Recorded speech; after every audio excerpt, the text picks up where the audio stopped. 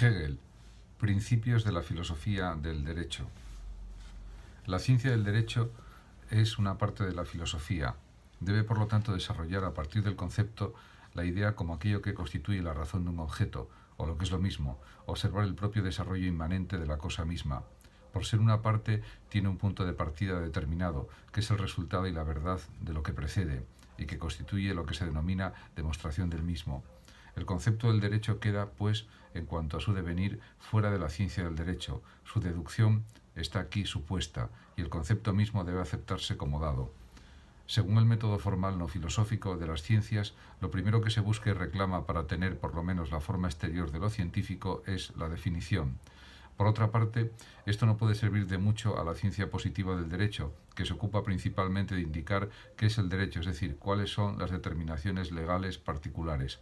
Es a causa de esto que se dijo, a modo de advertencia, omnis definitio injure civili periculosa.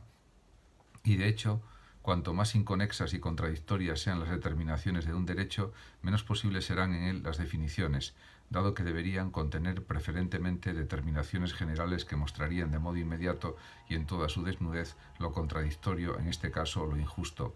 Así, por ejemplo, para el derecho romano no sería posible ninguna definición del hombre, pues no se podría subsumir en ella al esclavo, cuya condición es, por el contrario, ofensiva para aquel concepto. Del mismo modo, en muchos casos resultaría peligrosa la definición de la propiedad y del propietario. La deducción de la definición se hace, por ejemplo, a partir de la etimología, tendiendo generalmente a abstraer de los casos particulares y a colocar como fundamento el sentimiento y la representación de los hombres. La corrección de la definición se mide entonces por la adecuación con las representaciones existentes. Con este método se deja de lado lo único científicamente esencial. En cuanto al contenido, la necesidad de la cosa en y por sí misma, en este caso el derecho, y en cuanto a la forma, la naturaleza del concepto. En el conocimiento filosófico, por el contrario, la necesidad de un concepto es lo principal, y el camino que se presenta como resultado de un devenir constituye su demostración y deducción. Si el contenido es por sí necesario, el segundo paso consistirá entonces en buscar qué le corresponde en la representación y el lenguaje.